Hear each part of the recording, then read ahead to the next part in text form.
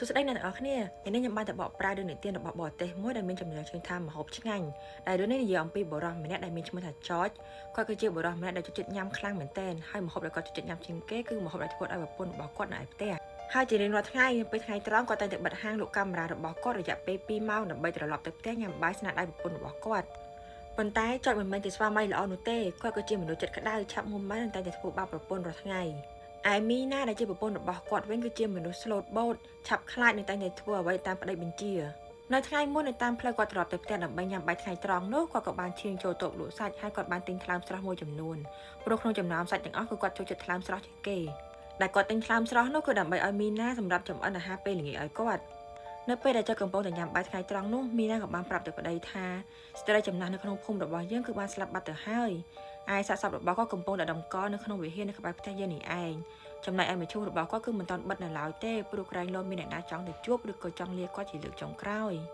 តែដោយសពមួយដងអញ្ចឹងចៅក៏មិនបានខ្វល់ពីអ្វីដែលមីណាបាននិយាយនោះទេបន្ទាប់ពីគាត់ហូបអាហារថ្ងៃត្រង់ឆ្អែតគាត់ក៏បានត្រឡប់ទៅហាងរបស់គាត់វិញក្រោយពីចោលចេញទៅបានមួយសន្ទុះមីណាក៏បានយកថ្លើមនោះចេញមករៀបចំដើម្បីធ្វើអាហារពេលល្ងាចគាត់បានយកវាទៅស្ងោរបង់គ្រឿងនិងបង់បន្លែតាមអ្វីដែលប្តីចូលចិត្ត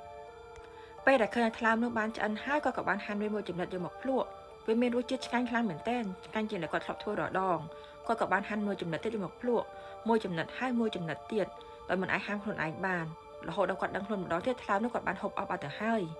ពេលនោះមីណាចាប់ផ្ដើមភ័យយ៉ាងខ្លាំងព្រោះវាចិត្តដល់មកដល់ប្តីគាត់ត្រឡប់មកផ្ទះបាត់ទៅហើយមីណាក៏ដឹងផងដែរថាប្តីរបស់គាត់គឺជាមនុស្សបែបណាគេប្រកាសជាខឹងវាយធ្វើបាបគាត់មិនខានបើមិនជាដឹងថាគាត់បានញ៉ាំថ្លើមសម្រាប់ចិត្តរបស់គេអស់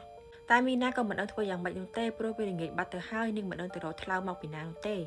គិតចុះគិតឡើងមីណាក៏បាននឹកឃើញទៅដល់សាកសពស្ត្រីចំណាស់ដែលបានដំកល់នៅក្បែរវិហារនៅក្បែរផ្ទះរងចាំពេលកប់ពេលល្ងាចក៏បានមកដល់ចតតែកំពុងតែញ៉ាំអាហារពេលល្ងាចយ៉ាងឆ្ងាញ់នោះក៏បានលន់មាត់ថាគាត់មិនដែលញ៉ាំថ្លើមណាដែលឆ្ងាញ់យ៉ាងនេះនោះទេហើយក៏បានហៅប្រពន្ធមកញ៉ាំជាមួយតែពេលនោះមីណាក៏បានបដិសេធថាគាត់មិនឃ្លាននោះទេចតក៏បានបង្ហើយថ្លើមនោះតទៅអស់នៅយប់នោះចតបានដេកលក់យ៉ាងស្កប់ស្កល់តែមីណាដេកមិនលក់នោះទេគាត់ក៏បានយកសៀវភៅមកអានដើម្បីបន្លប់តែក៏មិនអាចបំភ្លេចរឿងដែលគាត់បានធ្វើកាលពីថ្ងៃនោះទេស្រាប់តែពេលនោះមីណាក៏បានឮសំឡេងរបស់មនុស្សចាស់ល្វើយសួរនាងថាអ្នកណាយកថ្លើមយើងអ្នកណាគេពេលដែលឮលើកដំបូងនោះមីណាក៏ថាខ្លួនឯងប្រហែលសម័យហើយមើលទៅតែលើកនេះគាត់ក៏ឮសំឡេងនោះម្ដងទៀតហើយវានៅជិតជាងមុនដែលសួរដដែលថាអ្នកណាយកថ្លើមយើងអ្នកណាគេពេលនោះមីណាភ័យឡើងរឹងខ្លួនបានតែឆ្លើយខ្សោយទៅវិញថាទេមិនមែនខ្ញុំទេខ្ញុំមិនបានយកថ្លើមអ្នកឯងទេលើកនេះសំឡេងដ៏គួរឲ្យខ្លាចរបស់មនុស្សស្រីចំណាស់នោះបាននៅក្បែរត្រចៀករបស់មីណាតែម្ដង